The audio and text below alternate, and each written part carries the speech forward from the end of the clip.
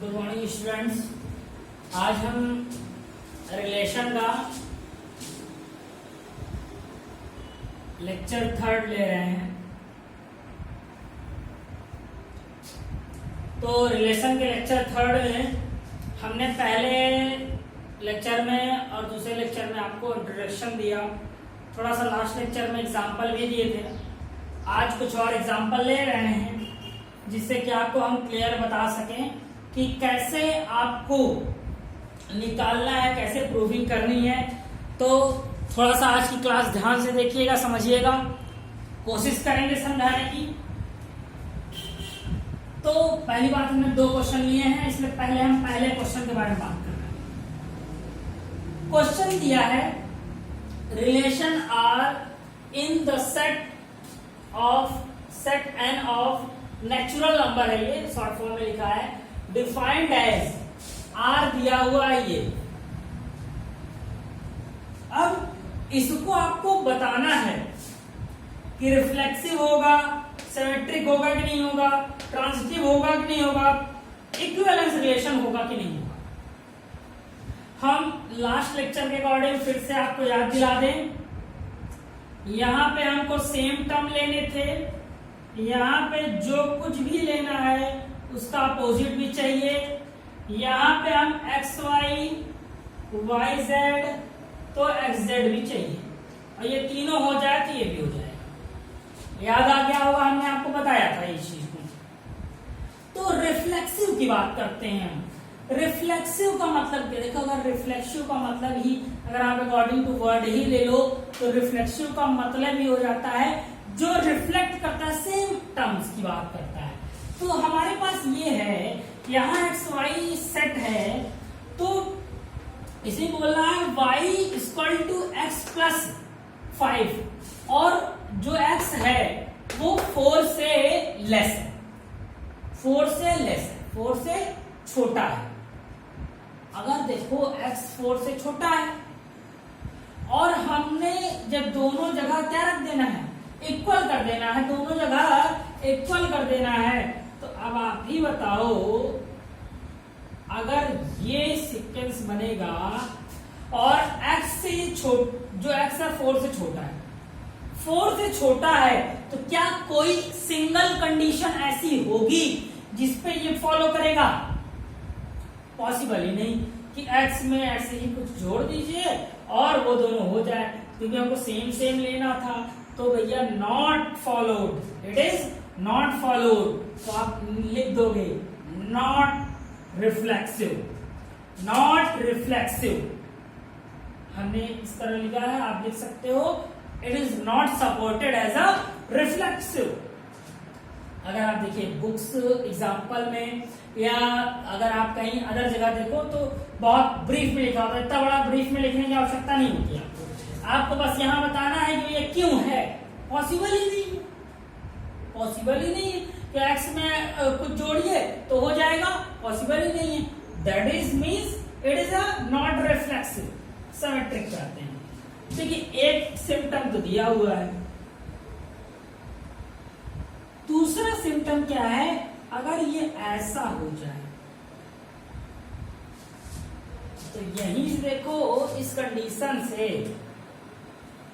4 से लेस है x, जब x पहले से 4 से लेस है तो भैया चाहे जितना जोड़ दो, जितना भी जोड़ दो आप इसमें, आप x को इसके इक्वल नहीं ला सकते हो। ला सकते हो क्या? नहीं ला सकते हो। तो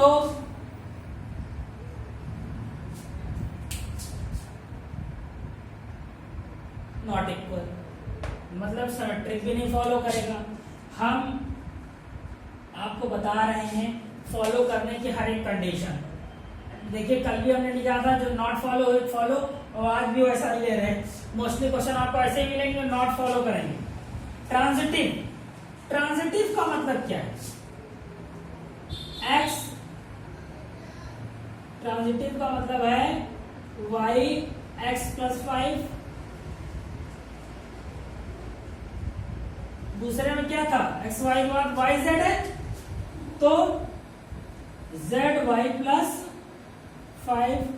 तो इस कंडीशन में ये भी फॉलो होना चाहिए। क्या फॉलो होना चाहिए? z x plus 5। तो आइए दिमाग लगाते हैं। अगर ये दोनों मान लीजिए फॉलो कर रहा है, क्योंकि यहां देखिए ये और ये फॉलो करेगा। कैसे करेगा? क्योंकि ये कंडीशन दी हुई है, तो उसी की जगह ये फॉलो कर रहा है। अब इन दोनों से निकली हुई कंडीशन ये है, हम उसको देखते हैं। अगर आप देखिए यहाँ पे लिखा क्या है, यहाँ पे लिखा हुआ है x क्या है, y equal to x plus 5। y equal to x plus 5, तो y equal to x plus 5 है, और तो ये इक्वल हो जा रहा है। और z में जब z आप जो निकाल रहे हो तो y में 5 जोड़ोगे तो z आ जा रहा है, और यहाँ पे z में क्या x जोड़ोगे तो आ जाएगा क्या? देखो कंडीशन वही है। क्या एक कंडीशन में y जोड़ने पे भी आ जाएगा और एक कंडीशन में x जोड़ने पर भी आ जाएगा, क्योंकि दोनों तो अलग टर्म है। यहाँ पे आपको दिख रहा है दोनों अलग टर्म है, आपको यहाँ पे दिख रहा है, इसलिए हम इसको नॉट फॉलोड करेंगे। इस तरीके से जब तीनों नॉट फॉलोड हो गया, तीनों नॉट फॉलोड हो गया, तो इक्विवेलेंस भी नहीं होगा। अब आप इसको not followed as a symmetric, not followed as a reflexive, not followed as a transitive, not followed as a equivalence relation. हम देखिए आज एग्जांपल लेके आज आपको एक्सरसाइजेस देंगे। तो ये तो बात हुई पहले क्वेश्चन की। आइए दूसरे क्वेश्चन पे आते हैं।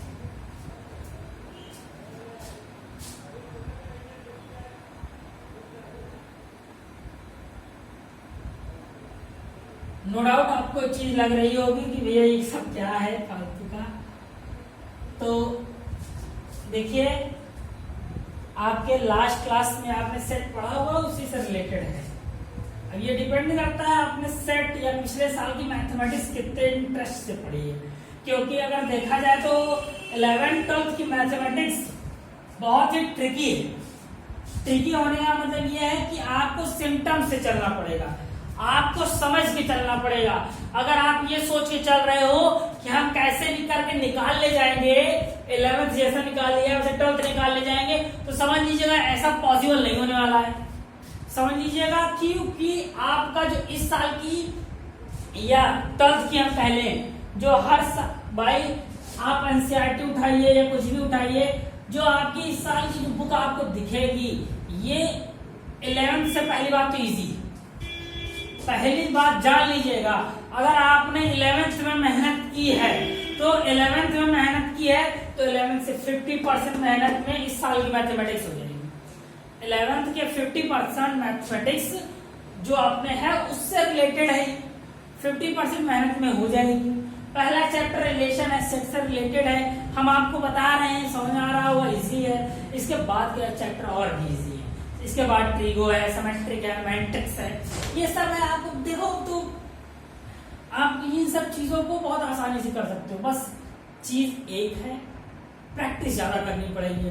और मेरी बात अगर आप मानते हो तो एक चीज जरूर कीजिएगा कि आपके पास, चलिए ये आप एनसीईआरटी से कर रहे हो, मैं भी एनसीईआरटी से भी करा रहा हूँ, क्योंकि मोस्टली लोग के पास बुक की अवेलेबिलिटी नहीं है, बुक नहीं है। लेकिन कुछ दिन बाद मैं बात करता हूँ, आप ऐसा कीजिएगा कि आप मार्केट में जो भी एक अच्छी बुक आ जाए, अगर RS अग्रवाल की आने वाली है, अदरवाइज लॉकडाउन की बात अगर आ जाती है तब आप ले सकते हो, अगर नहीं आती है तो RD आपको ले लेनी चाहिए, क्योंकि आपको कंपटीशन लेवल का पढ़ना है तो थोड़ा सा मेहनत और करनी पड़ेगी। आइए दूसरे क्वेश्चन पे आते हैं। Relation of R in the set A 1 2 3 4 5 6 as R दिया हुआ है, y is divisible by x, x y दो है, y is divisible by x।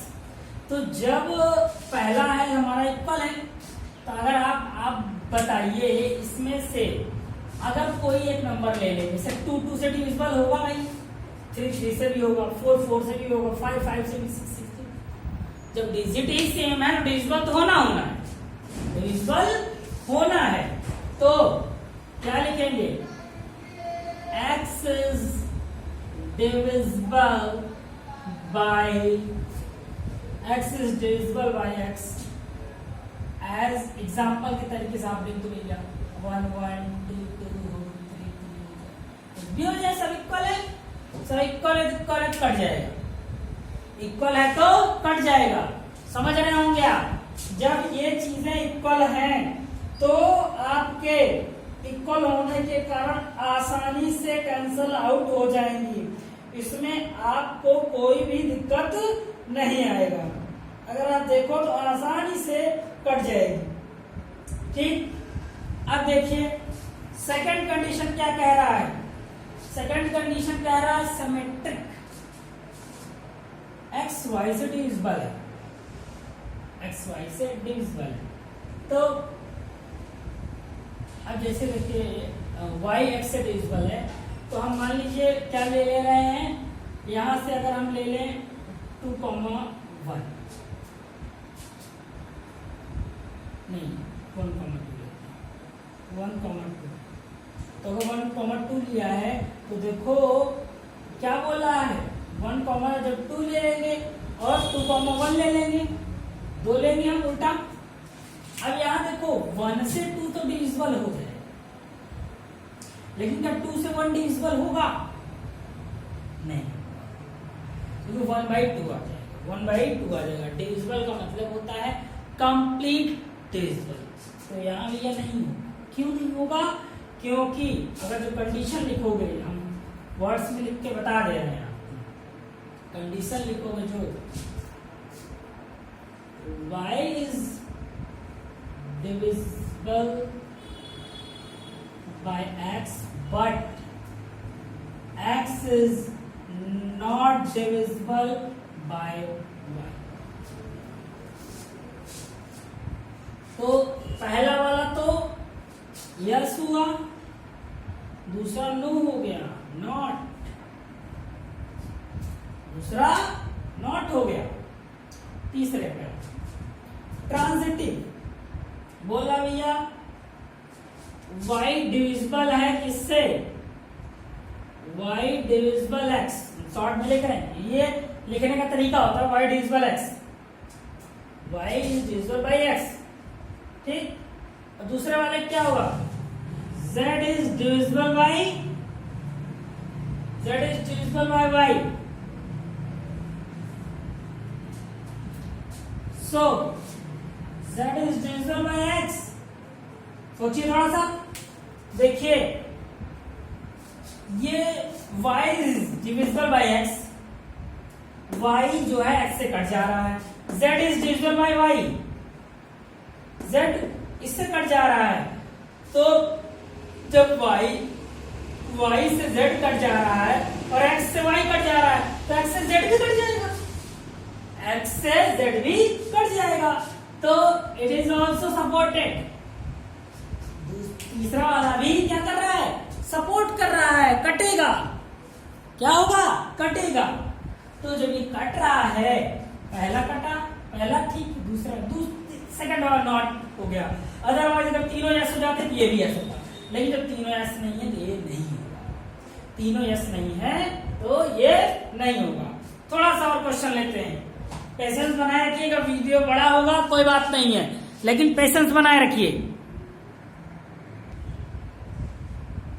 So students, आपके सामने एक क्वेश्चन और है। So that the relation R in the set A दिया हुआ है, इज गिवन a, b, ये मॉड है, ये ध्यान रखिएगा।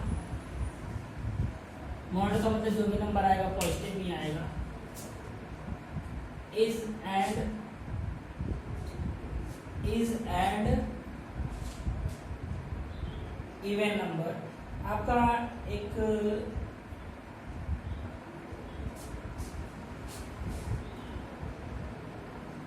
यहाँ पे चीज छूट गई है, इवन। ठीक,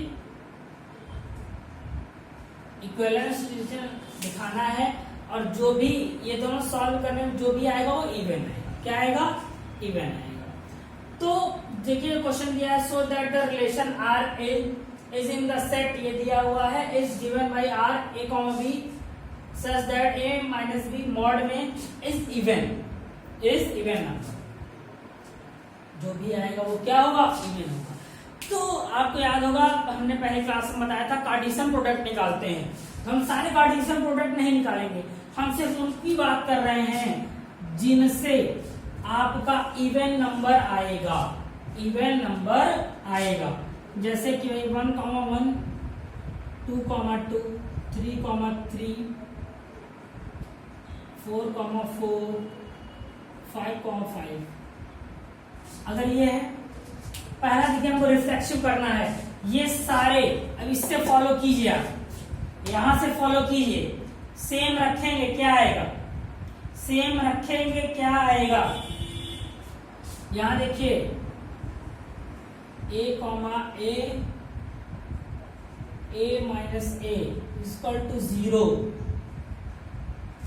भैया पूरा नहीं लिखा है, yes it is a reflexive. क्यों भैया, देखो रिफ्लेक्सिव सेम है और इन सब को माइनस करने पर 0 आएगा, क्या आएगा, 0 आएगा, 0 आएगा ना।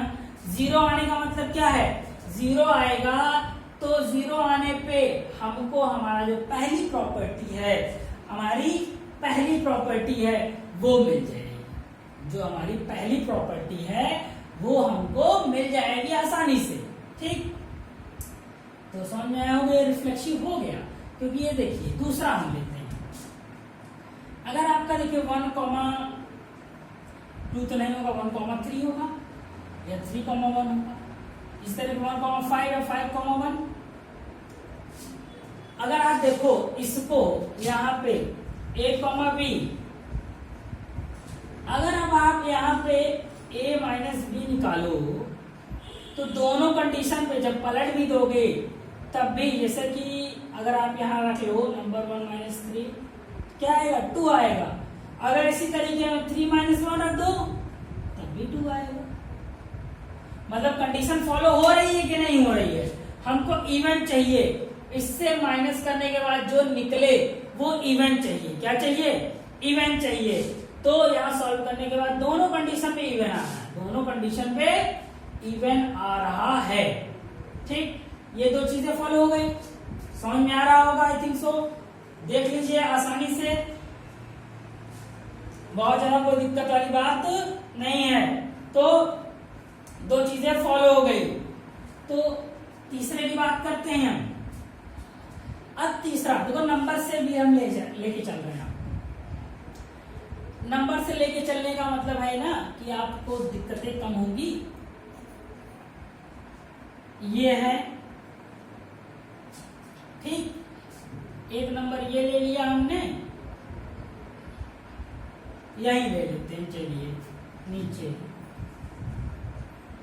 एक नंबर ये ले लिया, फिर एक नंबर ये ले लिया। दोनों से अगर आप देखो तो हमको इवन मिलेगा कि नहीं मिलेगा, माइनस करने के बाद मिलेगा। एक भी कंडीशन अगर फॉलो होती है तो वो क्या है, जो भी जैसे रिफ्लेक्सिव की, सिमेट्रिक या ट्रांजिटिव की, एक भी कंडीशन अगर ट्रू है तो हम उसको रिफ्लेक्सिव, सिमेट्रिक, ट्रांजिटिव बोलेंगे। अगर इससे हो रहा है तो आप तो जान ही रहे हो 1, 5 भी होगा, 1 और 5 में सब्ट्रैक्शन करेंगे आप तब भी क्या आएगा, इवन ही आएगा ना, इवन ही आएगा। और जब ये तीनों हो जा रहा है, जब ये तीनों हो जा रहा है तो ये इक्विवेलेंस रिलेशन, क्या है ये, इक्विवेलेंस रिलेशन है। स्टूडेंट्स देख लीजिए, आज हमने पूरी कोशिश की है आपको समझाने की, आशा करते हैं समझ में आया होगा आपको। ये अगर नहीं समझ में आया है तो आप हमको YouTube पे हमारे चैनल पे कमेंट बॉक्स में लिख दीजिएगा। कल फिर हम कुछ एग्जाम्पल जरूर लेंगे जिससे कि आपको और थोड़ा सा, क्योंकि आज थोड़ा सा इजी एग्जाम्पल लिए हैं और आज आपको हम कुछ PDF प्रोवाइड कराएंगे जिससे कि आप इन क्वेश्चंस को कर सको, इन क्वेश्चंस को सॉल्व कर सको, जिससे कि आपको थोड़ा सा जो प्रॉब्लम्स हैं वो जब आप खुद करोगे तो आएगा। ऐसा नहीं है कि सिर्फ हमारे करने समझाने से आएगा, खुद करने से आएगा। बोरिंग न समझिएगा इसको, बोरिंग न समझिएगा। अगर बोरिंग समझते भी हैं तो जान लीजिए कि आप 12th में हो, आप 12th में हो। और कभी भी है सफलता या जिसको सक्सेस कहते हैं हम, वो बोरिंग काम को करने से ही मिलती है। जो फनीएस्ट काम होता है, जो जिसमें हम बहुत ज्यादा वो रहते हैं ना, उन सब चीजों से हमको कभी भी उन चीजों से हमको सफलता नहीं मिलती। हमको सफलता उससे मिलती है जो काम सबसे ज्यादा बोरिंग होता है, उसके बावजूद भी हम कर ले जाएं। अगर हमारा काम सबसे ज्यादा बोरिंग है और उसके बावजूद भी हम कर ले जाएं, तब समझिएगा कि हमको सक्सेस मिलना फिनिट हो जाता है, निश्चित हो जाता है। सो स्टूडेंट, प्रैक्टिस करते रहिए, पढ़ते रहिए। नेक्स्ट क्लास मिलते हैं। Thank you.